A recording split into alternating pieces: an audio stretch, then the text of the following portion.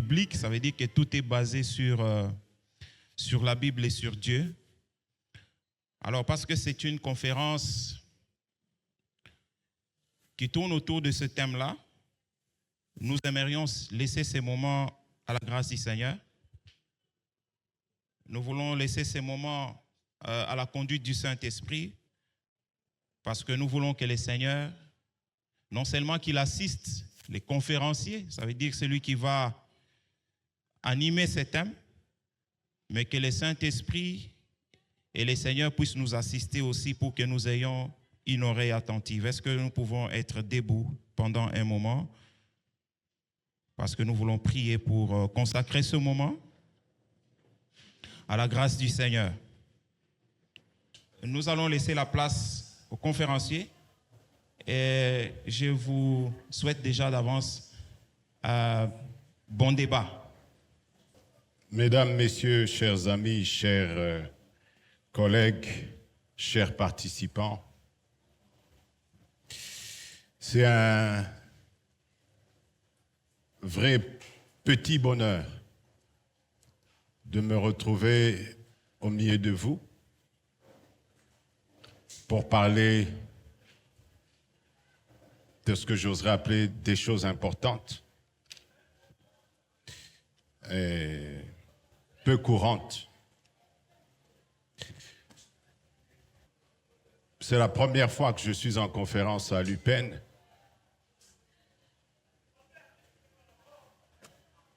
Donc j'en suis tout heureux.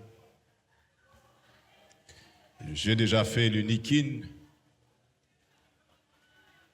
ULK, Mbujima et Lubumbashi. Mais cela date, et donc j'ai choisi de reprendre ma veste de conférencier. Je suis ingénieur civil de formation. Et mon premier métier, j'étais d'abord assistant à l'université.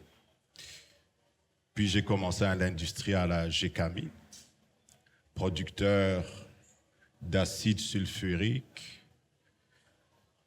et puis de part et d'autre, raffinage de cuivre, de cobalt. Je suis arrivé l'année où on avait fait le fameux record de 470 000 tonnes de cuivre. Et puis, bon, j'ai quand même été directeur d'institut supérieur. Je combinais mon travail et j'étais chargé des cours de mathématiques, programme mathématiques, à l'Institut supérieur des techniques de gestion. Parce qu'on croyait dans la vertu du savoir intellectuel. Puis on a découvert l'Évangile. Alors on s'est mis à prêcher l'Évangile à tout vent. On a même arrêté le boulot pour être à temps plein parce qu'on s'est dit, voilà, on a trouvé la clé, la réponse, la solution. Puis on a eu un peu des maux de tête avec l'Église, des gens qui ont estimé que, bah, écoute, commencer à étudier comme ça, verset par verset, livre par livre, avec des questions, mais pasteur, tu nous compliques la vie. Nous venons, tu pries pour nous, tu nous bénis, on a du travail, on s'en va. Donc, j'ai commencé à travailler dans la coopération internationale, aide au développement. Donc, j'ai dit, ah tiens, ça y est, on va appuyer le développement du Congo. Et puis, je me rends compte qu'en fait, on ne s'écoute pas. Je suis allé de l'autre côté de la table comme directeur de cabinet dans un ministère. Je me rends compte que je découvre le Congo dans une autre dimension. Et en même temps, quand bien même tu aurais quelque chose à dire, en réalité, on ne t'écoute pas par le présumé bailleur. Et donc, je suis encore revenu et ainsi de suite. Donc, tiens, j'ai donné une conférence quand même ici, à l'UPenn. Je me rappelle, gestion des projets, qu'on m'avait invité, somewhere, dans une salle. Gestion des projets. C'est parce que j'arrive à ce que je dis. Maintenant, je travaille dans ce que j'ai décidé d'appeler un homme total. Donc, c'est un homme qui regroupe toute cette expérience en termes de cohérence qui parle. Le Congo-Zaïre, bon, je suis marié, mon épouse est présente dans la salle et je suis père de 5 enfants, 2 filles, 3 garçons et je suis grand-père. Le thème du jour, c'est le Congo-Zaïre, arbitre. C'est écrit comme ça, arbitre du nouvel ordre mondial, perspective biblique. Mais on va modifier le titre. Arbitre du dernier ordre mondial.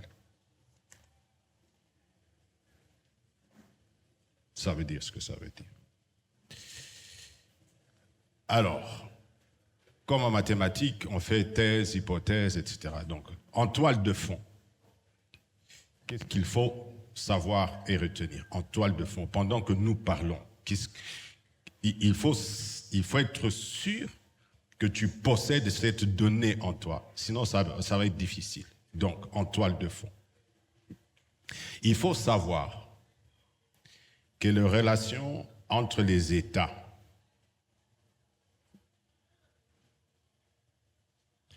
ne se fondent pas sur de l'encre et du papier. Ce n'est pas sur des textes que les rapports entre les États se fondent. Quelle que soit la terminologie que les juristes, les politologues pourraient donner à ces textes, accords bilatéral, trilatéral, convention, protocole, pacte, etc., les seuls vrais accords durables qui comptent et pour lesquels les parties ont du respect, c'est-à-dire que l'on a peur de violer, que l'on honore, ce sont les accords qui sont revêtus d'une dimension spirituelle.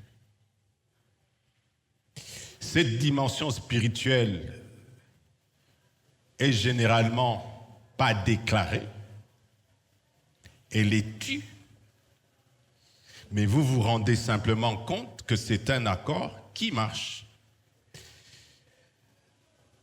Quelquefois, on peut trouver les traces de ce support spirituel qui soutient l'accord. Mais tout accord qui n'a pas un fondement spirituel entre les États ne sert à rien. C'est du bluff, on en fait ce qu'on veut. Au premier coup, je peux m'en débarrasser. Premier cas, qu'est-ce que la colonisation? La colonisation, et en particulier la fameuse conférence de Berlin, a été une simple opération d'envoûtement collectif d'un continent. Je donne la trace indicative pour que l'on comprenne. Il y a 12 couronnes européennes qui se sont réunies à Berlin de novembre jusqu'à février, novembre 84 jusqu'à février 1885. Donc il y a 12 couronnes européennes et il y a l'Empire ottoman et les États-Unis qui sont présents, mais le texte commence par ces termes: au nom du Dieu Tout-Puissant. Ouais, mais qu'est-ce que Dieu a à voir? Donc, il y a une dimension spirituelle. Alors, maintenant, allez-y savoir.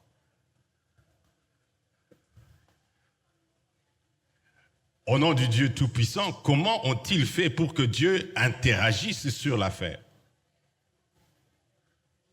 C'est pas un mot, c'est pas qu'une phrase. Avec un tout petit peu d'intelligence, tu comprends qu'en arrière-plan, des rituels ont été accomplis pour sceller le pacte entre les couronnes et pouvoir se déployer sans conflit entre eux. Deuxième cas, et c'est avant 1885, c'est la fameuse Révolution française avec la Déclaration des droits de l'homme et du citoyen. Le texte s'écrit ou commence en ces termes: en présence et sous les auspices de l'être suprême, l'Assemblée nationale. Et il continue. Parce qu'en fait, la révolution, dite française, c'est la mise à mort de la religion dans les affaires de l'État. Et c'est même important de comprendre dans le cas de cette fameuse révolution que les années suivantes, on est en train de construire l'arrachement de la royauté au sein de la France. On a donc décidé de mettre à mort le roi Louis XVI, guillotiné. Et il y a un acte que vous n'entendez pas souvent, mais quelqu'un a recueilli le sang du roi Louis XVI et il a aspergé sur le public pour dire c'est la fin de la royauté. Maintenant que celui qui régnait, nous l'avons défait, c'est terminé, nous sommes libres de cette ascendance sur nous.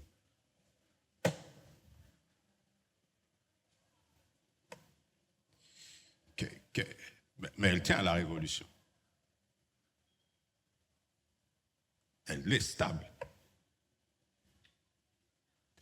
Donc, quand il n'y a pas un fondement spirituel, vous faites de la comédie. Alors, je reviens sur l'affaire de l'indépendance, de la conférence de Berlin.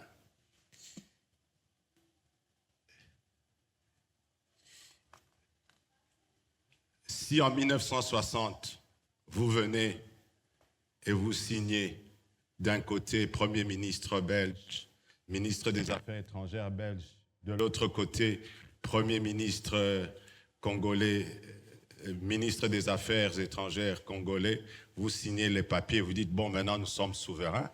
Est-ce que ça va dans la tête? Est-ce que vous avez dessouché le pacte sur lequel vous avez été soumis? C'est pas compliqué. C'est pour cela que vous pouvez voir que malgré votre déclaration d'indépendance, vous allez rechercher la validation de votre propre souveraineté. Et vous répétez, nous sommes souverains. Mais si vous l'êtes, vous n'avez pas besoin de le dire. Agissez, on se rendra bien compte que vous êtes souverain. Si quelqu'un réclame d'être souverain, ça veut dire qu'il le sent. Il reconnaît qu'il ne l'est pas. Il a besoin d'une espèce de reconnaissance. Tu n'as pas besoin d'être reconnu par qui que ce soit pour diriger le pays et agir. Ça, c'est en toile de fond. Il faut savoir que les accords véridiques ont toujours un arrière-plan spirituel. Je peux multiplier les cas. Oui. L'important, c'est de le comprendre d'abord. Deuxième toile, lecture. Pourquoi est-ce qu'on peut prendre la Bible comme référence?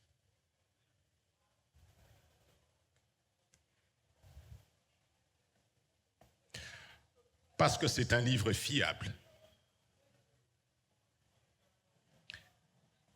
C'est le seul livre qui a une aussi large complétude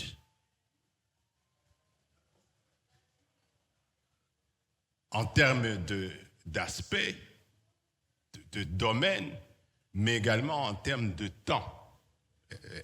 Elle est fiable. Alors, le cas que nous avons choisi de prendre pour illustrer, c'est avec le prophète Ésaïe qui a annoncé que Babylone, qui était absolument florissante en ce moment-là, il dit Babylone, toi qui es l'ornement des royaumes, toi qui es fier de la parure, la fierté des Chaldéens, tu seras détruit comme Sodome et Gomorrhe. Babylone ne sera jamais habitée, ne sera plus jamais peuplée. L'Arabe y dressera point sa tente, les bergers n'y parqueront point leurs troupeaux. Il le dit pendant que la ville est florissante. Donc c'est quelqu'un qui se met debout et qui dit New York, c'est fini. Ça n'existera plus et on ne reconstruira même plus, c'est terminé. Et donc il a fallu 200 ans. Non seulement il a été capable de dire comment s'appellerait la personne qui le ferait, il dit Cyrus, le fera. Donc 200 ans après, Cyrus apparaît, il détruit Babylone. On est en 539 avant Jésus-Christ. Nous avons plus de 2000 ans aujourd'hui, donc 2500 ans. Babylone, malgré son positionnement correct, sa localisation connue, malgré toute la richesse de Saddam Hussein, puisque ça fait partie de l'Irak, on ne rebâtit pas Babylone.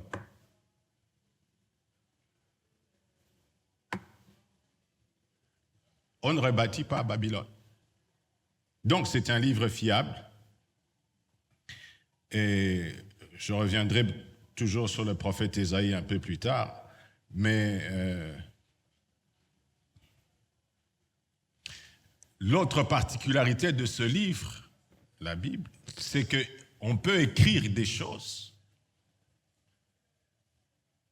qui ne correspondent pas aux événements que l'on vit.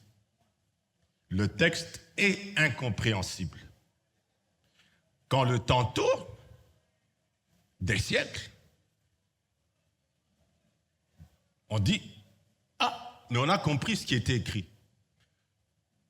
Donc, comment des êtres peuvent avoir parlé sur plus de 1000 ans des choses avant qu'elles arrivent dans les termes du monde à venir? Donc, c'est un livre fiable. C'est pour cela que nous nous sommes dit, on va se baser sur ce que la parole de Dieu donne pour décoder le dernier ordre mondial. Et nous y sommes. Donc, j'entre dans le vif du sujet. Et je prendrai pour cela le livre de Daniel, chapitre 7.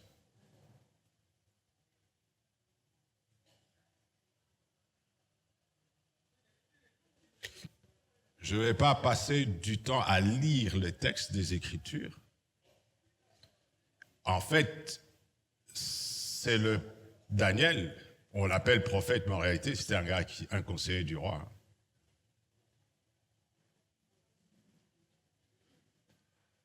Il dit, j'ai rêvé, j'ai vu quelque chose.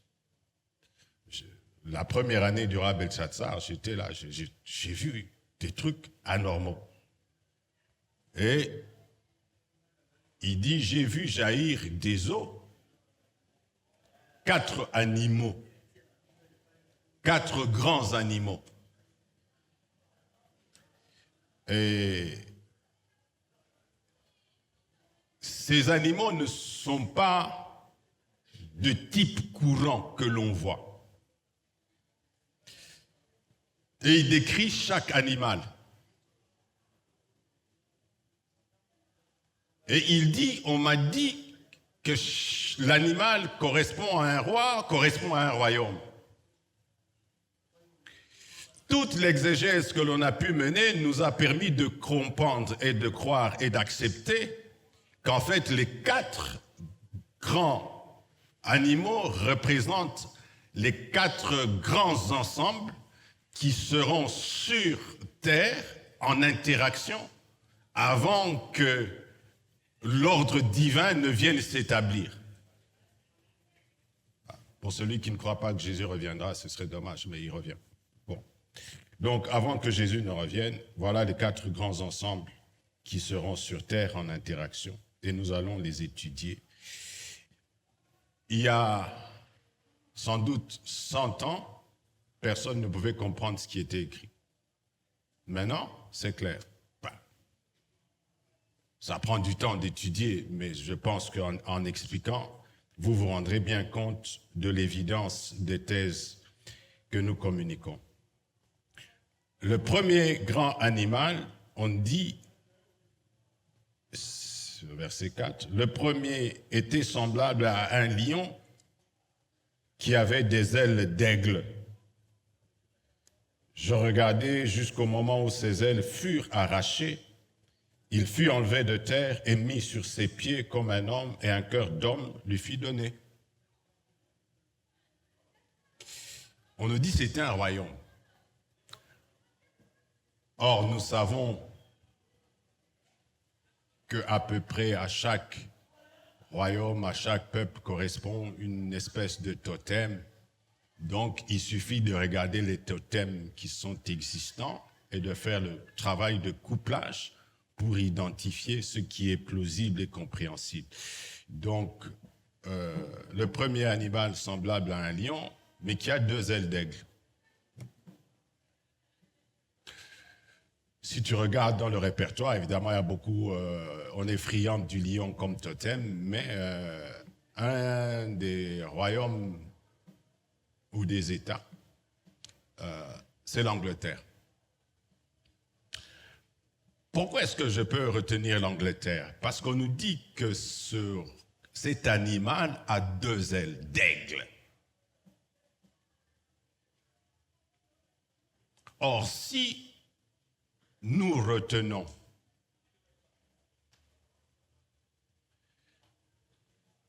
que les États-Unis sont un appendice, parce que ce sont les 13 colonies britanniques qui ont sonné l'alarme pour l'indépendance. Donc, en réalité, et ils ont gardé les 13 bandes, hein? Ils n'en ont pas ajouté. Ils sont restés sur les 13. Les autres États, 50, on va dire 37, vous êtes venus vous ajouter sur nous les 13. Mais initialement, nous sommes les 13 de colonies britanniques.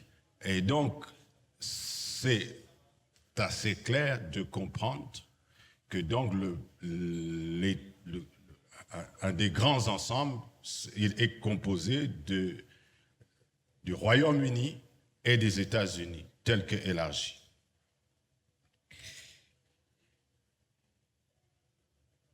C'est même bien de se rappeler qu'en réalité, lorsque cette révolution a cours, c'est bien un regroupement de francs-maçons.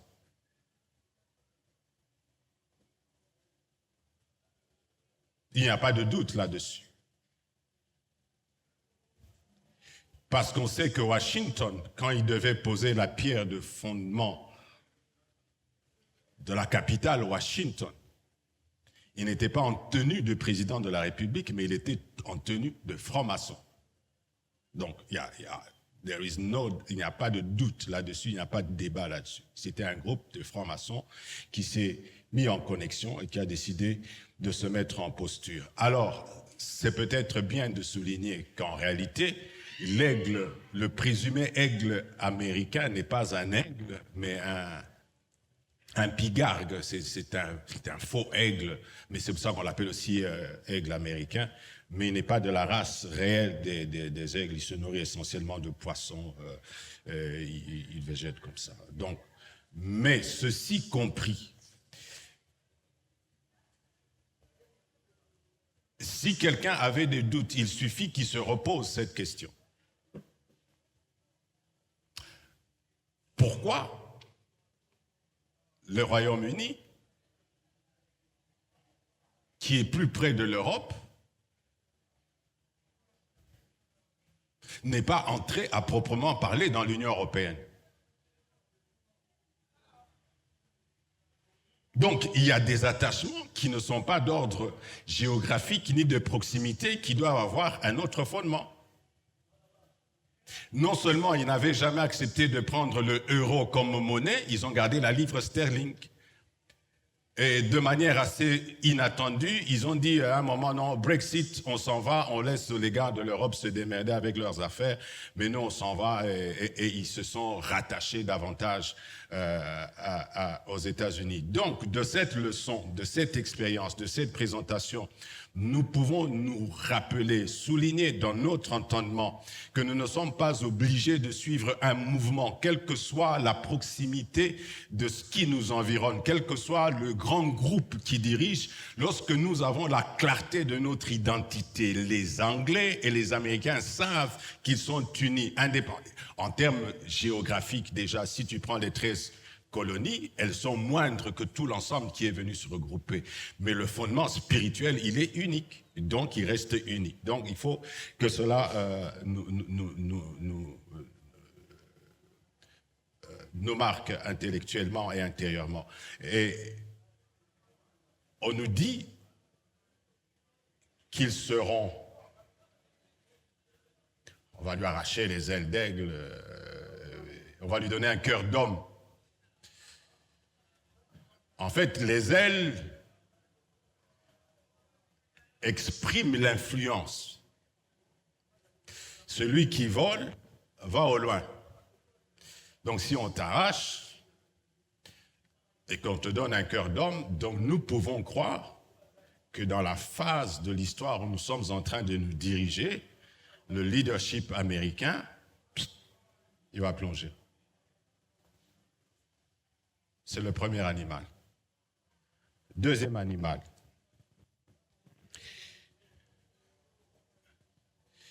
Et voici un second animal était semblable à un ours et se tenait sur un côté. Il avait 3 côtes dans la gueule, entre les dents. On lui disait, lève-toi, mange beaucoup de chair.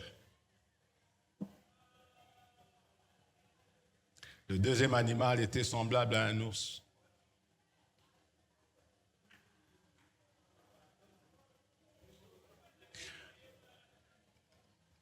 Si nous nous positionnons aujourd'hui, on peut croire que le lion, c'était l'animal de référence comme roi de la forêt, mais en réalité, dans toute l'Europe, l'animal référence, c'était l'ours.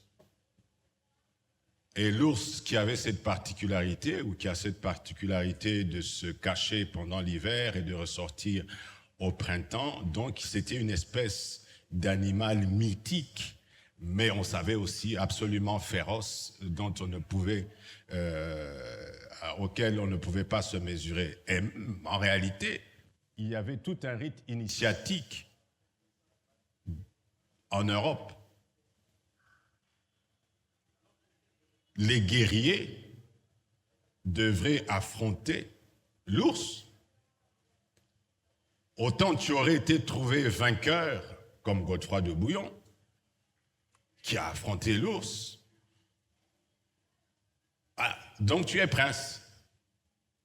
C'était preuve de bravoure, de vaillance. C'était des rites initiatiques, mais ça va très loin, jusqu'à tout ce qui est... Bon, arriver à s'animaliser pour être comme l'ours. Et donc c'est l'Église qui a fait des luttes pour dessoucher cette notion, mais l'ours reste présent comme référence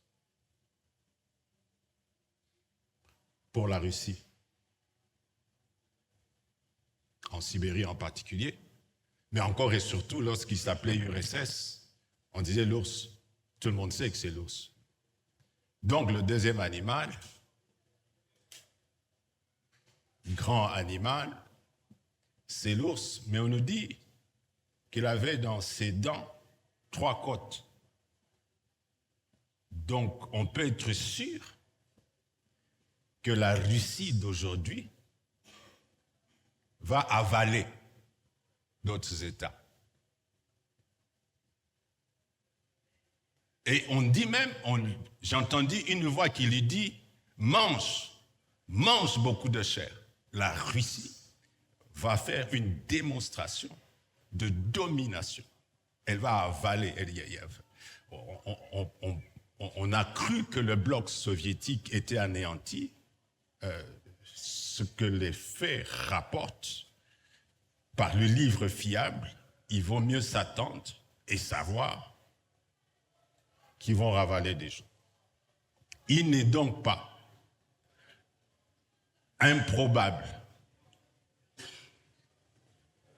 parce que l'Europe se retrouve protégée par l'OTAN, par les États-Unis, que pour diminuer l'arrogance, le potentiel conflit, on ne frappe sur les États-Unis pour que les petits se tiennent un peu plus en respect. C'est de l'ordre du plausible. Mais en tout cas, il va ravaler. On ne dit pas que tu vas ravaler des choses non significatives. Sinon, on ne va pas dire que tu vas ravaler. Si tu prends Chypre, on s'en fout. Mais donc, il y a des choses qui suscitent l'étonnement.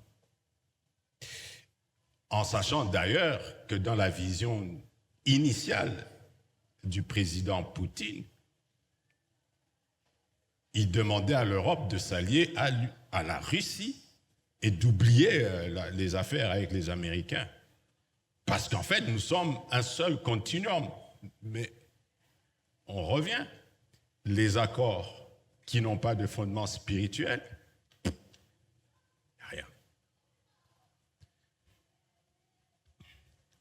Donc, l'ours sera le gendarme, le soldat du monde. Troisième animal. Après cela, je regardais et voici, un autre était semblable à un léopard, et il avait sur le dos 4 ailes et un oiseau. Il avait sur le dos 4 ailes comme un oiseau. Cet animal avait 4 têtes, et la domination lui fut donnée.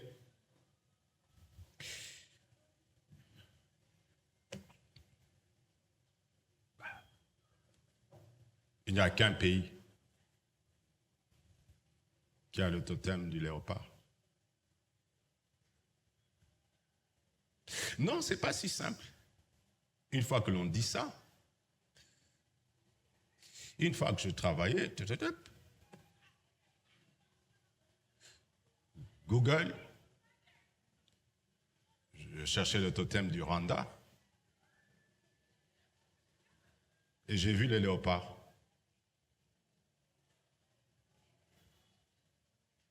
Je dis, mais qu'est-ce que c'est ça? Le Rwanda, totem léopard? Google. Je dis, c'est pas possible. Alors, nous, qu'est-ce qu'on a? Je remonte le RDC, je vois Okapi. Je dis, mais c'est des menteurs. On n'a rien à voir avec l'Okapi. Oui, l'Okapi n'existe que ici, mais on n'a rien à voir avec l'Okapi. Tout le monde sait. Bon, je me suis dit, ben, n'importe quoi. Puis un jour, je suis un orateur européen, un érudit qui parle et il dit, oui, il faut savoir que le seul pays qui a le totem du léopard, c'est la Tanzanie, et donc il faut chercher ailleurs l'interprétation des Écritures. Je dis, comment ça? Qui ne peut pas savoir que le léopard est congolais et zaïrois? Qui ne peut pas savoir? Il suffit. Donc j'ai compris qu'il y avait toute une machination de déposséder un peuple de son identité prophétique. Et c'est pour ça que je parle.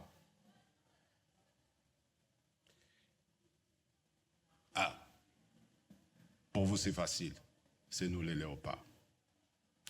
On disait l'homme à la toque du léopard. Et puis, la première équipe de football d'Afrique noire à la Coupe du Monde. La première, mais c'est des léopards. Donc, avec un tout petit peu de... Tu dois savoir que ce sont ces gens-là.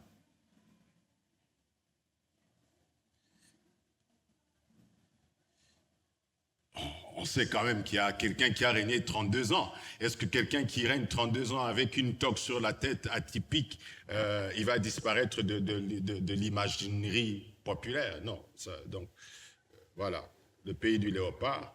Alors, on dit qu'il avait 4 ailes, mais 4 têtes. On dit la domination lui fut donnée.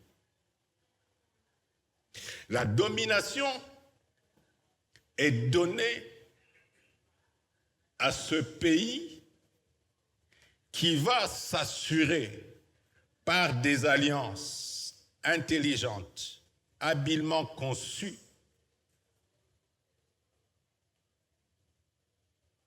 fermement tissé, avec un entendement spirituel précis. C'est à travers ces alliances qu'il va affermir sa domination. Mais cela suppose également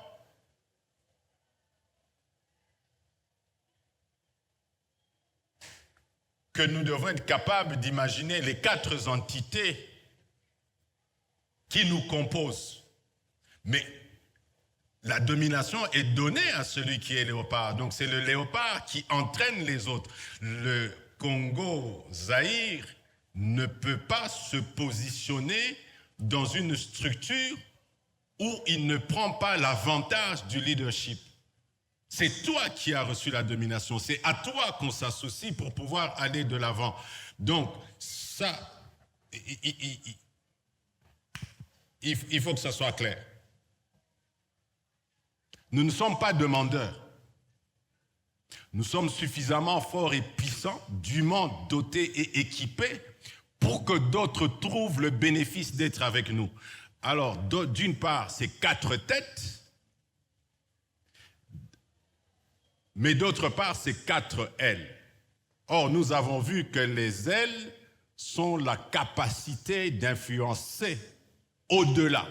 Donc, les 4 têtes correspondent plus probablement à une configuration territoriale élargie, tandis que les ailes nous permettent d'avoir des influences, alliances, interactions au-delà de l'espace territorial déterminé.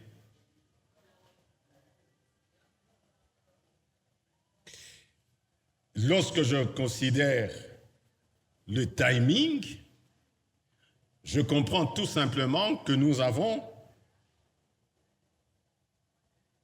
jusqu'à 2030 pour tisser ces alliances effectives. Je ne vais pas commenter plus que ça.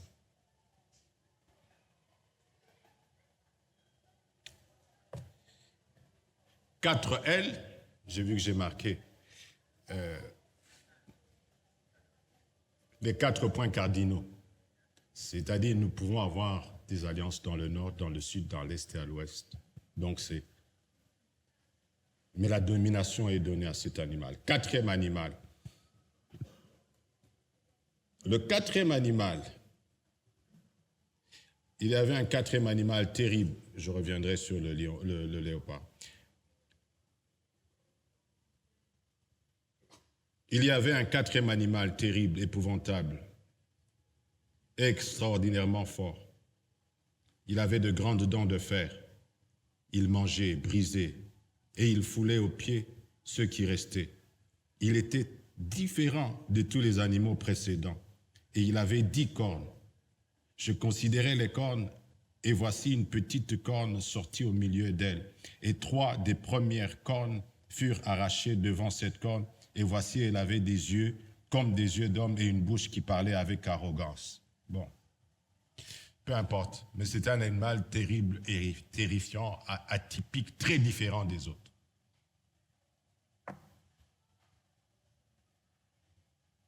C'est quoi cet animal? Bon. Les exégètes courants disent l'Europe, machin, mais ça reste un peu tripoté. Mais on va expliquer pourquoi il est différent des autres. J'ai voulu prendre la citation d'un ancien directeur de la Banque du Vatican.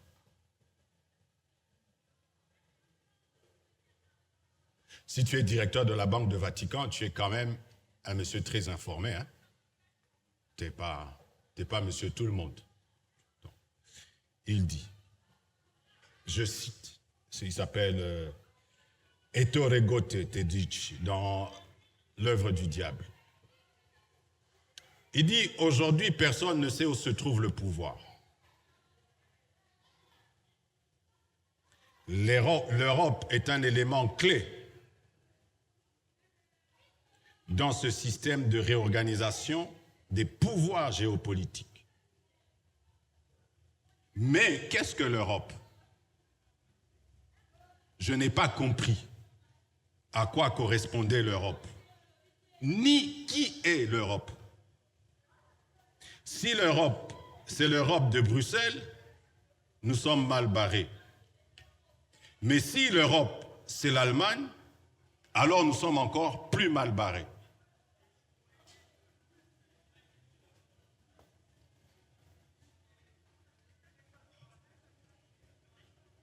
Monsieur le directeur, comment vous ne savez pas qui est l'Europe? Comment vous ne savez pas où est le pouvoir? Comment? Mais pourquoi tu nous dis que si c'est l'Europe de Bruxelles, on est mal barré?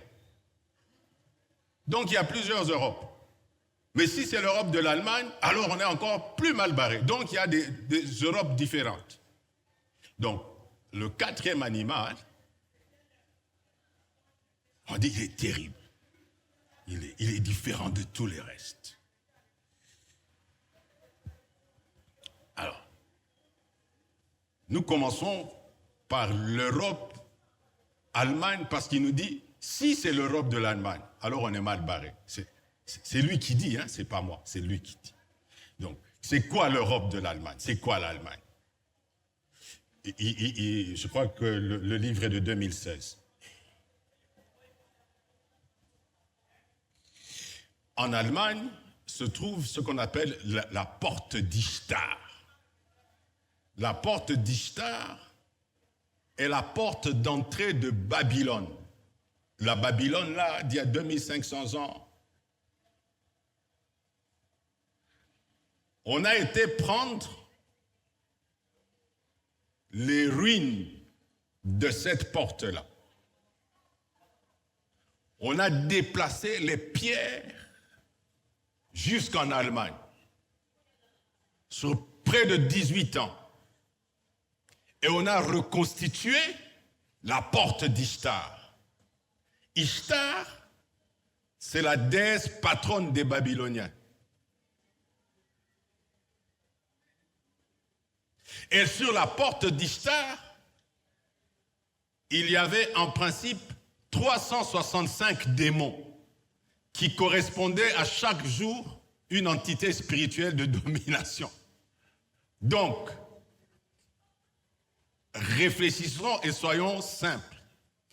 Qu'est-ce que vous allez aller prendre des cailloux, des pierres, sur près de 2000 km, les amener chez vous et les reconstruire? Si quelqu'un ne veut toujours pas comprendre qu'il y a toujours un arrière-plan spirituel sur la constitution des États, il a un problème. Et c'est donc en 1930 que l'on reconstitue la porte d'Ishtar.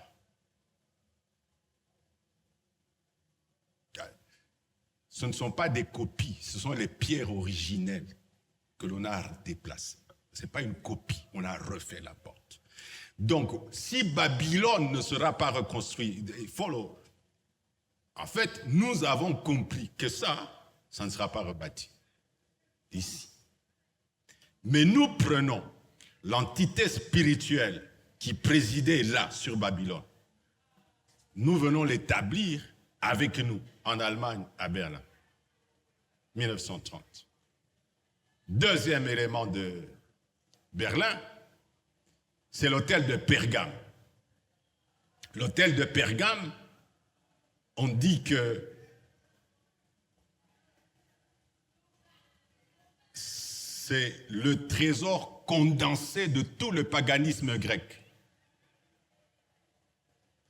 Donc, on a déplacé également des pierres sur près de 12 ans pour les amener en Allemagne, reconstituer l'hôtel avec tous les dieux grecs, et on a établi ainsi l'hôtel de Pergame en 1914.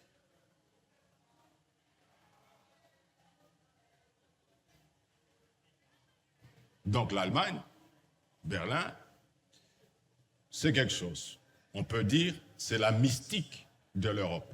C'est le fondement mystique de l'Europe. Deuxièmement, l'Europe. On dit, oui, l'Europe, Strasbourg, le Parlement européen. Si vous faites attention, vous allez voir même sur des images, le Parlement européen est fait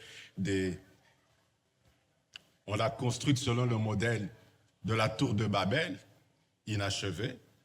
On a construit tout rachevé, mais inachevé pour dire, voilà, nous reconstruisons Babel. Si tu avais séparé autrefois les gens parce qu'ils parlaient différentes langues, aujourd'hui, nous viendrons et nous parlerons d'une seule voix, mais en différentes langues, mais nous parlons une seule langue. C'est ça le Parlement européen à Strasbourg. Et finalement, donc, Bruxelles, ce n'est que la coquille administrative vide sur laquelle on fait ce qu'on veut.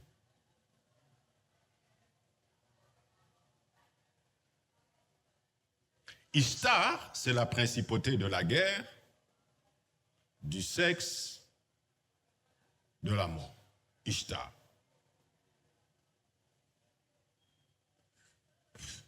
Donc,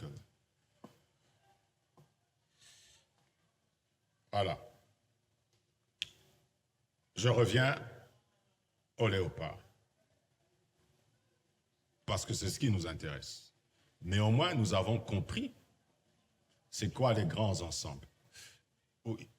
Oui, ça veut dire que cette Europe, elle est multiforme, mais elle est idéologique. Elle fait le pacte, elle a établi son pacte sociétal, c'est le LGBTQIA, où les hommes deviennent des femmes deviennent des hommes redeviennent des femmes, ainsi de suite. Donc ça, mais c'est ça le pacte sociétal sur lequel il s'est fondé. L'Europe se fonde pour aller de l'avant, et donc un truc monstrueux bon, revenons au léopard.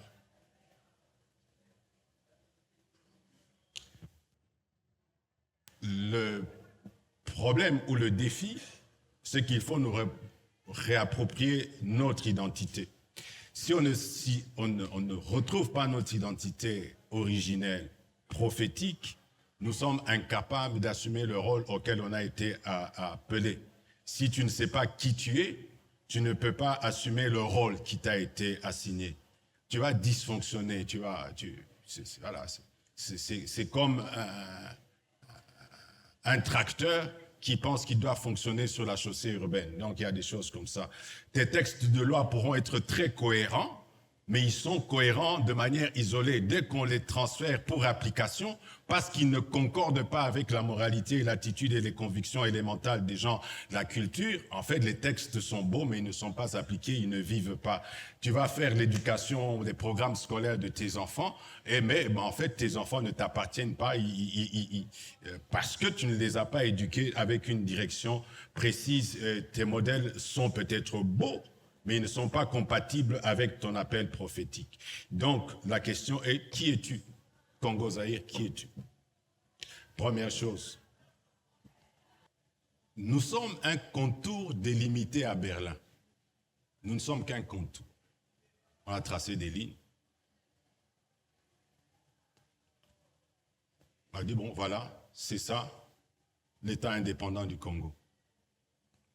L'État indépendant du Congo a été proclamé à Vivi le 1er juillet 1885, et c'est un Anglais qui fait la proclamation de la création de l'État indépendant du Congo et proclame Léopold II comme souverain. Le 1er juillet 1885. Donc, depuis quand est-ce que tu existes? Depuis 1885. Qu'on t'a donné tes contours. Ce contour qu'on a délimité, regroupait en son sein différents peuples, des ethnies plurielles, que l'on dise 250 ou 450, plurielles. Mais ce qui définit ce pays, c'est le contour.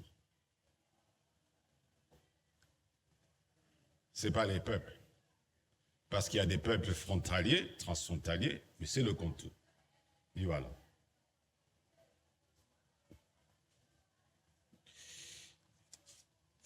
C'est là que l'on retrouve le prophète Ésaïe, chapitre 18, les versets 1 et 2. Il dit, Samuel, le peuple redoutable depuis qu'il existe. Il existe depuis quand?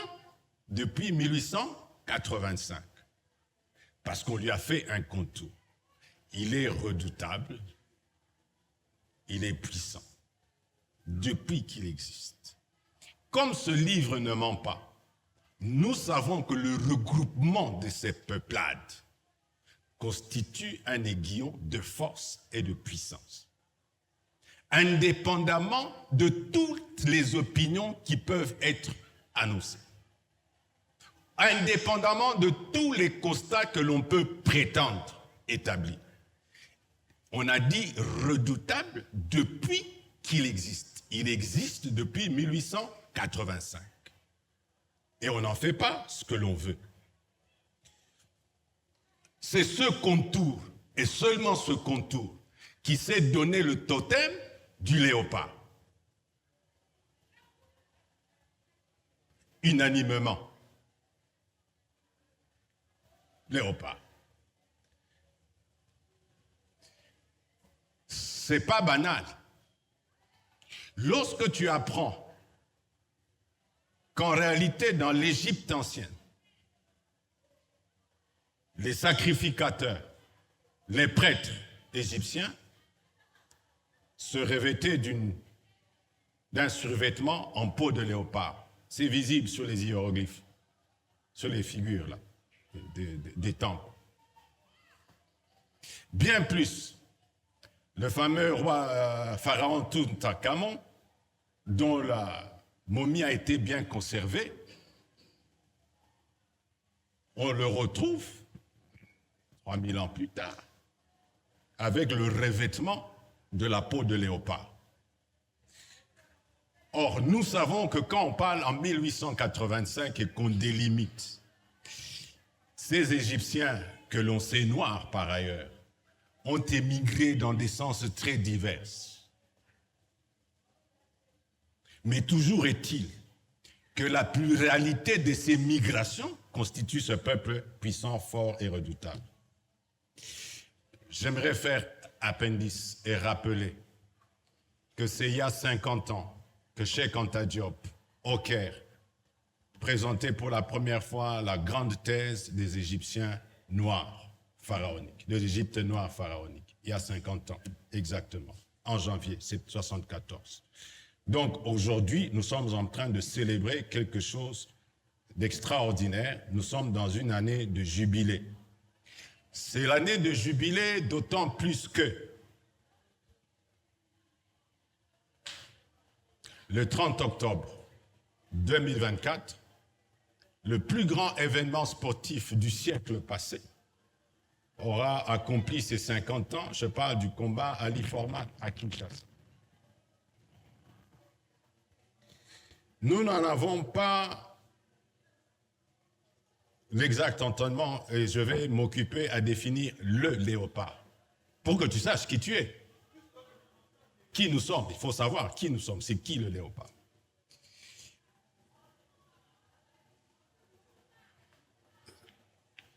C'est pas le lion, le roi de la forêt. Il se pavane, mais c'est pas le roi.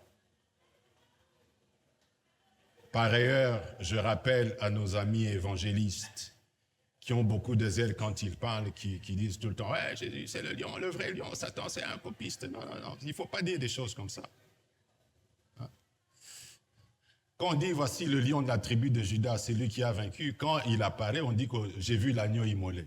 Donc, où est le lion? Lisez le livre que vous prêchez. Il faut être correct. Il faut être correct. Quelle est la différence entre le lion et le léopard? Le lion se fie à sa force. Dès qu'il voit la proie, il sort, il fonce. En bilan, quand il sort 7 fois, une seule fois il a la proie. 6 fois il perd la proie parce qu'il s'est fié à sa force. À l'inverse, le léopard, il ne sort pas. il observe, il guette, il attend, il vigile, il contrôle la direction du vent. Est-ce qu'il y a un autre animal?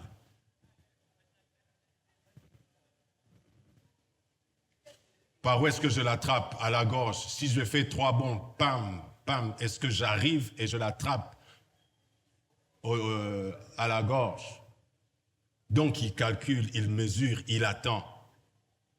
Mais dès qu'il sort, 7 fois, sur 7 sorties, 6 fois, le léopard a sa proie. Il la perd une seule fois sur 7. Choisissez qui vous êtes. Quelle que soit la proie, il prend le temps. Donc il peut même dire, je ne sors pas. Je ne t'aurai pas, il ne sortira pas. C'est ça le léopard. Et donc, il y a 50 ans, il y avait un boxeur, Foreman, qui avait gagné tous ses combats par KO. Tous ses combats. Je n'ai plus les chiffres, mais on peut dire 25 combats, 25 victoires, 25 KO, point barre.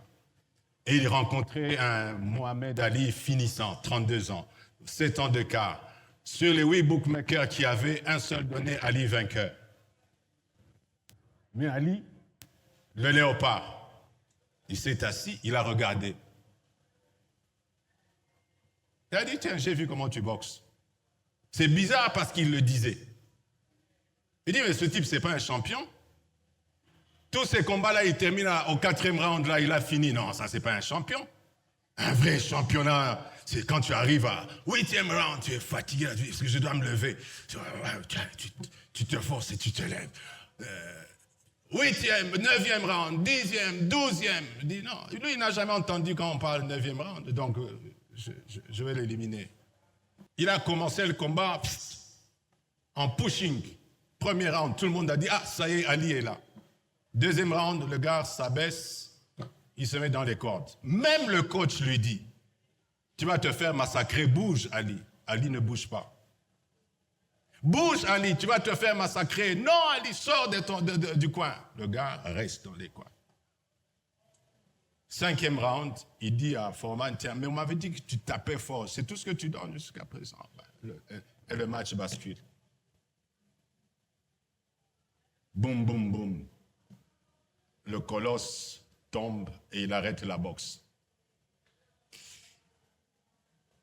Ce combat a eu lieu ici, parce qu'il y avait une leçon à donner à ce peuple-ci, à ce peuple-ci, à ce peuple-ci, à ce peuple léopard.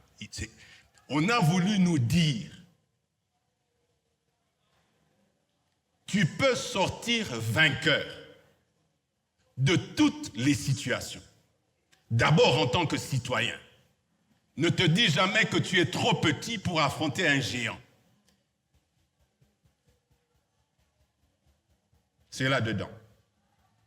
Stratégie, et ça gagne. Et ensuite, en tant que peuple, parce que nous allons tirer une alliance de 4 autres États, mais il faudra tenir face à un ours qui avale, face à une bête féroce. Si tu n'apprends pas stratégiquement à te positionner, évidemment, tu vas devenir peureux et tu n'atteindras pas l'objectif auquel Dieu t'a désigné. Tout ce que tu dois savoir, c'est que c'est possible de s'en sortir maintenant et d'avoir la domination, l'influence sur la surface de la terre, du nord comme au sud et d'est en ouest. C'est possible, c'est à notre portée parce que c'est écrit. Et tout ce qui est écrit, Dieu est susceptible de donner les moyens, ça veut dire l'intelligence, la subtilité de pouvoir arriver à sa finalité. C'est ce qui est important.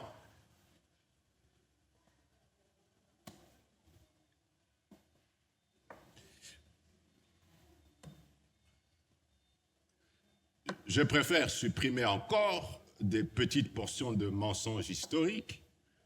Ce n'est pas le président Mobutu qui demande que le combat ait lieu à Kinshasa. Qu'on enlève ça de la tête de quelques... Non, ce n'est pas par mégalomanie. Non, ce n'est pas lui qui a demandé. Ce n'est pas lui. C'est le boxeur qui a demandé. Il dit, j'aimerais me battre sur la terre de mes aïeux. Ah oui. Il revenait de la Mecque, il est arrivé au Caire, il a appris que le président Mobutu, qui avait débaptisé son pays, était au Caire. Il était émerveillé. Il se dit, tiens, le monsieur qui a changé le nom de ses citoyens, comme moi j'ai changé mon nom, Cassius Clay devenir Mohamed Ali, il faut que je rencontre ce président, si c'est possible. Mobutu l'aura reçu, je crois, une dizaine de minutes, et il a remis à ses conseillers, mais il a demandé, est-ce que ce n'est pas possible que le combat ait lieu chez vous? Donc, quand vous avez un destin comme ça, il faut bien vous dire que vous n'êtes pas un peuple, que nous ne sommes pas un peuple ordinaire. Et cela signifie que lorsque le coach te donne des instructions, tu peux être plus malin que le coach. Toi qui crois toujours aux profs de Harvard, à quel prof encore? De Cambridge? De Sorbonne? Non, les modèles politiques que nous allons inventer dans l'Alliance, ils n'ont rien à voir avec ce qui a existé jusqu'à présent. Sortons de ça. Je profite d'ailleurs pour essayer d'activer quelqu'un en disant, j'ai demandé un jour à des profs de droit, on avait une réunion, j'ai dit, tiens, mais il faut m'expliquer, moi je ne comprends pas, pourquoi est-ce que vous avez un régime pénitentiaire avec, vous logez, condamné à la prison et tout ça. Je dis, c'est pas normal, quelqu'un fait le mal, vous lui trouvez un logement, puis vous trouvez à manger. Des gens qui sont libres, vous ne leur trouvez pas un logement, vous ne leur donnez pas à manger. Il dit, mais c'est des profs juristes, et il dit même, il est docteur. Moi, ça me fait rire, ça fait mal. Si vous ne savez pas garantir le logement des citoyens libres, arrêtez de loger des gens dans les prisons quand même. Il ne faut pas être génie pour le comprendre. Donc, le léopard sort des chemins tracés. Il n'a pas une technique unique. Il se base sur le contexte et l'environnement pour asseoir sa stratégie. Le lion, paf, il file à vive allure et puis finalement, il ne savait même pas qu'on entendait ses pas parce que la direction du vent allait dans le sens de l'animal qui était en train de prendre de l'eau. Bon. Cela entend, puisque c'est le jubilé de la conférence du Caire, puisque c'est le jubilé du combat Rumble in the Jungle. C'est donc cette année-ci, que l'on doit rapatrier la dépouille de l'homme à la toque du léopard, pas l'année prochaine, cette année-ci. Les choses dans le monde des esprits ne se font pas quand on veut, comme on veut. Tu le fais trop tard, tu perds l'impact que tu devais avoir dans le monde spirituel. C'est cette année-ci qu'il faut ramener ce corps ici, parce que c'était aussi un des grands achèvements de son règne. Tiens. D'ailleurs, dans tous les commentaires, quand vous lisez le combat, on dit dans le Zaïre de Mobutu à l'époque, le dictateur, comme si c'était n'importe quoi. Bon. Ensuite, je reviens sur qui nous sommes. Le contour que l'on a fait, il est évident qu'il ne correspond pas au royaume Congo. C'est évident, il ne correspond pas au royaume Congo. Le contour fait à Berlin, qui constitue le peuple redoutable, il ne correspond pas au royaume Congo. Donc, on ne peut pas dire qu'on s'appelle Congo. Que vous mettez des cas, que vous revenez sur des C, vous ne pouvez pas prétendre être le Congo. Héritier du royaume Congo. Non, c'est faux. En fait, vous usurpez le droit des autres. Et je disais quelque part, et nous savons tous où est la capitale du royaume Congo. Banzamboma, c'est en Angola, n'est-ce pas? Le royaume Congo, l'ancien royaume, sa capitale, c'était en Angola. Donc s'il y avait un pays qui devait se réclamer porteur du nom Congo, ça devait être l'Angola. Mais tout ça fait partie de la stratégie de ce pouvoir obscur que l'auteur a dit, je ne sais pas où est le pouvoir. Le pouvoir occulte du monde des ténèbres opère sans que vous ne compreniez comment il impulse des directives aux uns et aux autres. Voilà. Et donc, c'est pour ça que nous appelons, nous, le Congo-Zaïre, et le Zaïre tout simplement parce que c'est le pays du fleuve et tout le monde sait que les gens couraient après le fleuve et il y a toute une mythologie sur le fleuve Congo. Ensuite, pour aller rapidement, la nationalité congolaise, elle est une et exclusive. C'est comme ça, parce que ce sont les aïeux de quelques-uns dont on a coupé les mains, pas les aïeux des autres. Nous sommes héritiers des souffrances et des espérances de ceux dont on a coupé les mains. Nous sommes co-solidaires avec ces oncles qu'on a déportés et qui sont nés outre-Atlantique. Nous souhaitons qu'ils reviennent. Et d'ailleurs, le message lors du combat du siècle, c'était de dire rentrez chez vous, rentrez là aux États-Unis, rentrez dans vos pays respectifs et dites qu'il y a une terre d'accueil qui vous attend. Donc nous devons être capables de comprendre que nous sommes une terre d'accueil et voilà. Ce qui nous menace n'est pas en soi la balkanisation.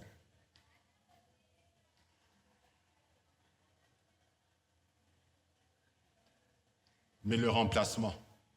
Faire en sorte que vous ne soyez pas ce que vous devez être. Toute la machinerie est mise en place pour que vous niez votre identité fondamentale, essentielle. C'est ce qu'on appelle la théorie du remplacement. On amène d'autres populations, on édite des nouveaux principes, etc. Comme je vous ai expliqué, on vous donne le totem de l'Okapi, etc. Donc, on va vous dire, non, c'est le gorille blanc des montagnes, vous savez, c'est mieux, c'est moins sauvage, ainsi de suite. Mais bon, le docteur Mukendi Joseph Ntita en parle assez largement dans ses ouvrages. Enfin, pour terminer, je prends l'hymne national.